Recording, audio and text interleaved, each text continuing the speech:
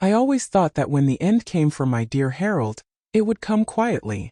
We had lived a full life side by side for nearly 46 years.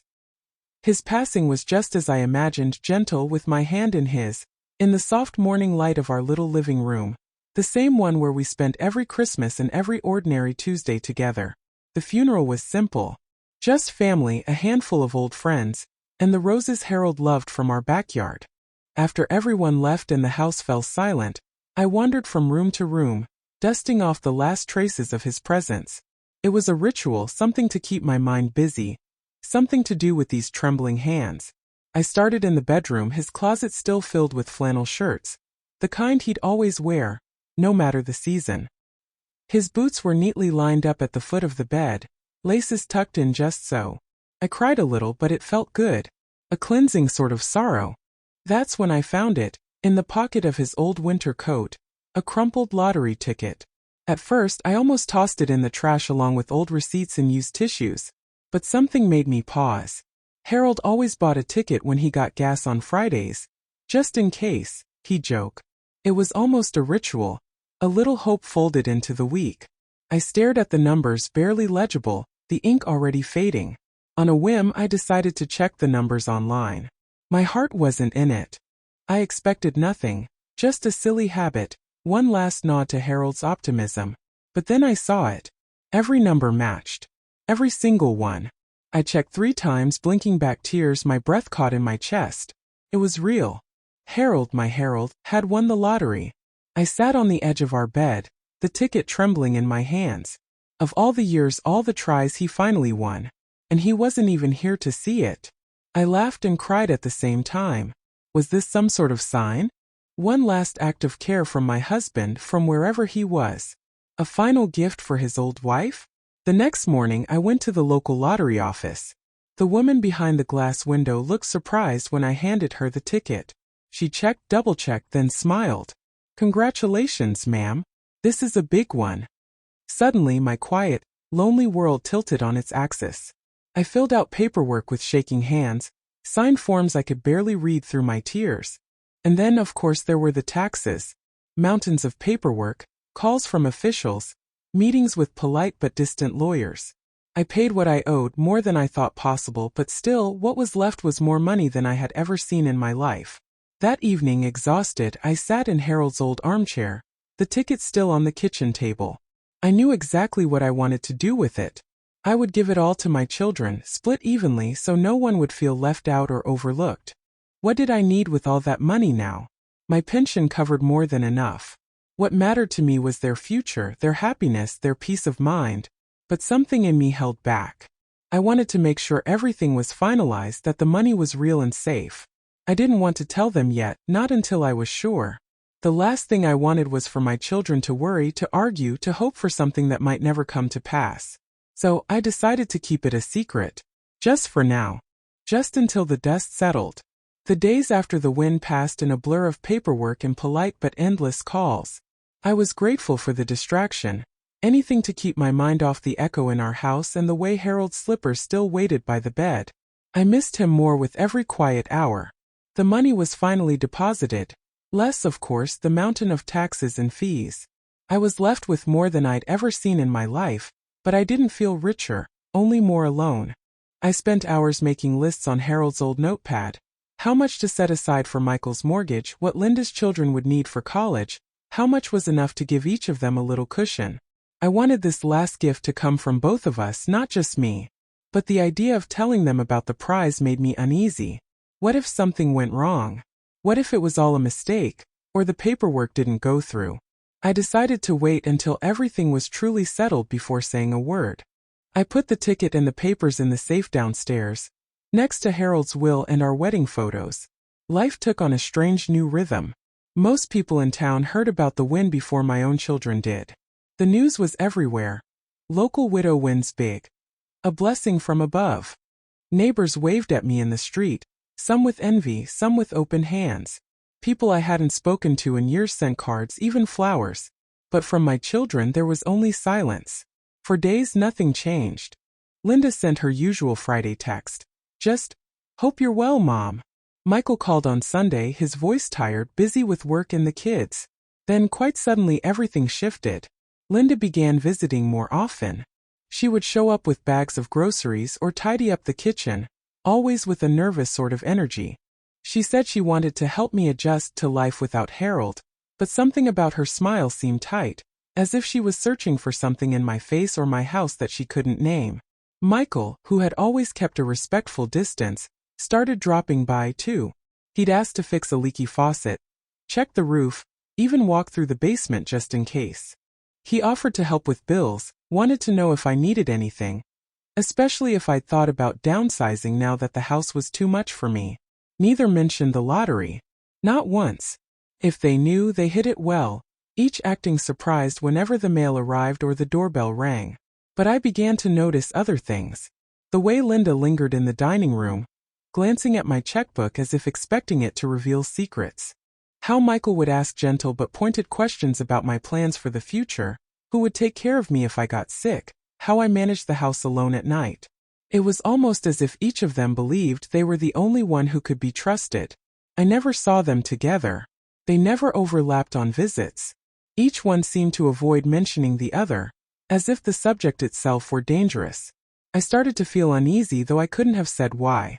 I felt watched even when I was alone. Small things went missing. My spare keys, a set of old photographs, even the emergency numbers I kept on the fridge.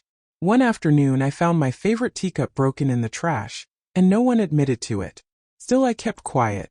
I told myself it was only grief, only nerves, that the money hadn't changed anything at all. But as the days went by, and my children's visits became more frequent and more strained, I began to wonder. There was a tension in the house I'd never felt before. A sense of expectation and fear. Not spoken, not argued, just hovering in the space between us. At night I lay awake replaying every conversation, every glance.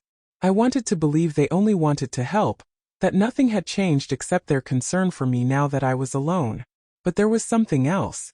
A calculation in their eyes, a waiting that felt almost hungry. So I did what Harold would have done. I waited. I watched. I wrote everything down in my journal, not just for my own memory, but to reassure myself that I wasn't imagining it. I didn't want to think badly of my children. I didn't want to believe money could come between us. But as winter deepened and their visits grew stranger, I felt a coldness in my bones that had nothing to do with the weather. At first I chalked it all up to my age. I had always prided myself on being careful, on keeping a tidy house and a clear mind. But over the weeks a quiet dread began to build, something I couldn't quite put my finger on. It started with small things easy to dismiss, the sort of mishaps any lonely widow might expect. One morning I woke to the faint scent of gas wafting through the kitchen. The burners on the stove were ever so slightly turned, no flame, just that silent, invisible danger. My first thought was that I'd simply forgotten. I told myself it was grief, distraction, nothing more. Then a few days later, as I stepped out of the shower, I nearly slipped. The bath mat was missing, and a pool of water glistened on the tile near the sink. I stared at it for a long time, my heart pounding.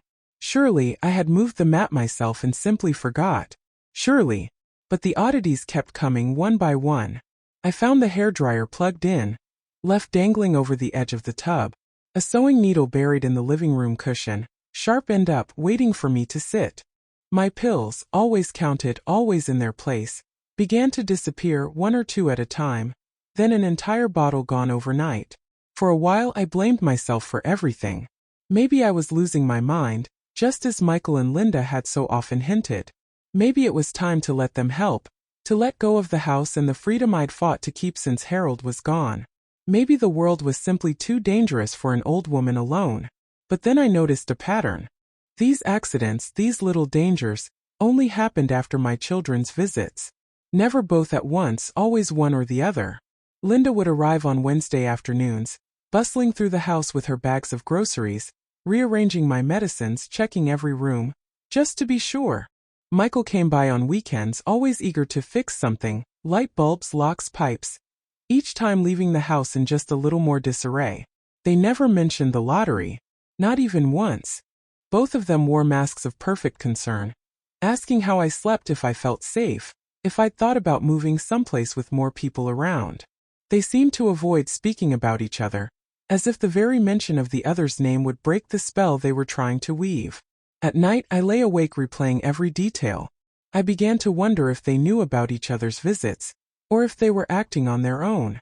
It seemed they were locked in some silent, secret competition, each determined to be the first to help me, to earn my trust, or perhaps to get me out of the way. The accidents grew bolder.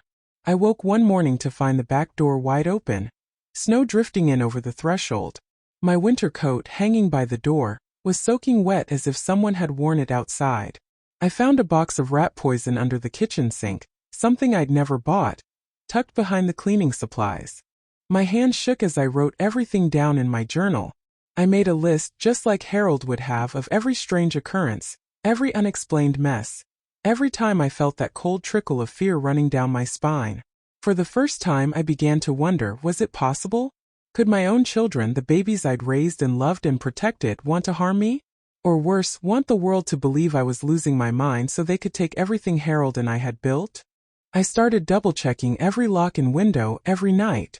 I set little traps for myself, left a spoon in the sugar jar, marked the position of the gas knobs, counted out my pills before I went to sleep. I kept a flashlight by my bed and a notepad on the nightstand, writing down every detail, every suspicion, no matter how small. And yet, with every new mishap, the feeling of dread grew stronger. It wasn't just the house that felt unsafe now, it was my own family. Each visit felt like a test, each smile hiding secrets I was only just beginning to see. I thought about calling the police, but what would I say? That my grown children were moving my rugs and unplugging my phone chargers? That they might be trying to hurt me, without ever raising their voices or showing a hint of anger? The story sounded crazy even to me, so I decided to protect myself in the only way I could. I began to look for ways to record what was happening. I ordered a set of small cameras online, the kind that could be hidden in picture frames or behind the bookshelf. I installed them myself, fumbling with the wires, cursing my stiff fingers, but determined to find the truth, whatever it might cost me. Every morning I checked the footage, my heart pounding, and what I saw nearly broke me. Linda, quietly pouring out my pills and flushing them down the toilet, rearranging my medication bottles so the labels faced the wrong way. Michael, fixing the kitchen drawer, but instead loosening the screws so the handle would break in my hand. Both of them acting alone, moving silently through my home, each believing they were the only one clever enough to act unseen. There was no discussion, no partnership, no hint that either knew what the other was doing. Each seemed to believe they alone could outsmart their old mother. Each acted as if the other were just another obstacle on the path to their inheritance. The house felt emptier than ever, though now I understood. It wasn't loneliness, but the echo of betrayal. Every time I walked from room to room, I caught sight of the cameras I'd hidden. They were silent witnesses waiting just as I was. Some nights I sat awake, staring at Harold's photograph, wondering if I'd failed as a mother, wondering how love could turn to suspicion, how childhood laughter could sour into greed. But I refused to fall apart. Instead, I learned to be watchful, to see the world not with the blind trust of a mother, but with the clear eyes of a survivor. I reviewed the footage every morning, writing down every date, every detail, even the smallest act that didn't fit. Some clips hurt more than others. Seeing Linda, my only daughter, carefully turning the stove just enough to leak gas, all the while humming, as if she was truly just making me tea. Watching Michael remove light bulbs from the staircase so I would slip in the dark. These weren't accidents. They were warnings. Sometimes, after a particularly painful discovery, I would sit at the kitchen table and let myself cry. I remember baking birthday cakes for them, staying up all night to sew costumes for school plays. I remembered the little hands that once reached for mine in fear of the dark. I grieved for the family I believed in, for the future I thought we'd share. But I also remembered Harold's quiet wisdom. People show their true colors when they think no one is watching, he used to say. Now I was watching, and I would not let this evil grow unchecked. I contacted a lawyer, a kind man named Mr. Green, whose office had a wall of family photos and a jar of hard candies for visitors. I told him everything, the lottery, the accidents, the recordings. I handed him a USB stick with weeks of footage.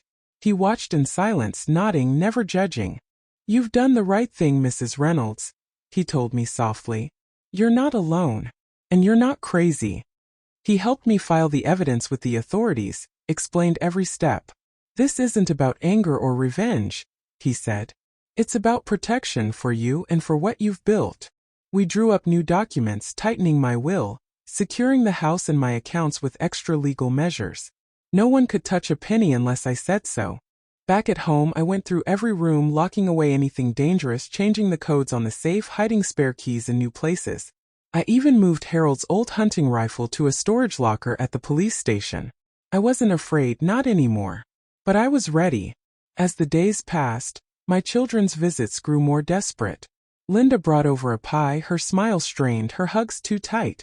Michael arrived with a toolbox, checking every window, insisting that the locks were faulty, that the neighborhood was dangerous. I watched them carefully. Each believed the other was ignorant. Each thought only of their own path to my trust or to my downfall. They left notes for me, each in a different handwriting. Don't forget your medication. Maybe you should see a doctor about your memory. Let me help with the finances, Mom. The concern was a mask, but now I could see the cracks. The more evidence I collected, the less I saw of the people I once knew. I realized that somewhere, somehow they had learned to see me not as a mother, but as an obstacle. Maybe it was the money. Maybe it was just the slow poison of disappointment, of dreams unfulfilled. I may never know. But I did know this. I would not let my children hurt me, and I would not let them destroy what was left of my life. I started making plans to leave. I went online late at night, searching for small towns far away, places where no one knew my name. I looked at cozy cottages, retirement communities with friendly staff and gardens full of sunflowers. I imagined waking up in a new bed, hearing birdsong instead of footsteps I couldn't trust. As I packed away Harold's things, I found a box of old family photos. I sat for hours sorting them into piles, moments of real joy, moments when we were still a family. I let myself grieve, but I also felt a strange freedom. The past was a place I'd loved, but the future, that was still mine to shape. One last thing remained. I sat down at my desk and wrote 2 letters. One for Linda, one for Michael. I printed stills from the security cameras, careful not to choose the most painful ones, just enough to show them what I knew. I wrote in my neatest hand, I have seen everything. I loved you both, but love does not blind me any longer. I hope one day you understand what you tried to do. I am leaving and you will not know where. You have lost more than you ever stood to gain. I sealed the envelopes, attached the memory cards, and left them on the dining room table. The next morning I called Mr. Green and told him I was ready. I turned off my phone, left the keys on the counter, and stepped outside into the early light. I left my home before dawn, slipping out into the cool morning air, carrying only a small suitcase and Harold's photograph. The house stood behind me, still, silent, filled with memories and shadows. I took one last look, not with regret, but with a bittersweet acceptance. It was time to let go of the place that had become more prison than sanctuary. By noon I was on the road to a small town hours away. Mr. Green had helped me rent a modest cottage under a new name, just until everything was settled. The first few days were strangely peaceful. I walked the quiet streets, watched the sun set over the fields, and let the tension in my shoulders melt away. No more footsteps in the hallway, no more double-checking locks or peering over my shoulder. I thought perhaps I might even find contentment in this new place. I joined a knitting circle at the local library. I volunteered at the church food pantry. I started to laugh again, real laughter, not the nervous kind I'd grown used to at home. But the story wasn't finished. Within 2 weeks, I received a call from Mr. Green. "They've arrested your children," he said quietly. "Both of them. The evidence you provided was more than enough. There will be a trial." His words felt both heavy and light, a relief and a sorrow. I sat down at my little kitchen table and wept, not for myself, but for the family I'd lost. The faces of Linda and Michael, once bright with possibility, now flickered behind my closed eyes, twisted by anger, suspicion, greed. I had always imagined growing old surrounded by love, not by courtrooms and newspaper headlines. The trial was mercifully short. The prosecutors presented the videos, the notes, the pattern of accidents that had followed me for weeks. Linda and Michael, each shocked to see their own actions laid bare, and even more shocked to learn the other was just as guilty. They tried to blame each other, then blamed me, then simply wept in their chairs. The judge was stern but not unkind. You have betrayed the trust of the one person who gave you everything, he said. There are consequences. They were both sentenced, time behind bars, counseling, restitution. I watched from a distance, refusing to attend the hearings, refusing to look them in the eye. My lawyer called it wisdom. My heart called it mercy. If you were in my shoes, what would you have done?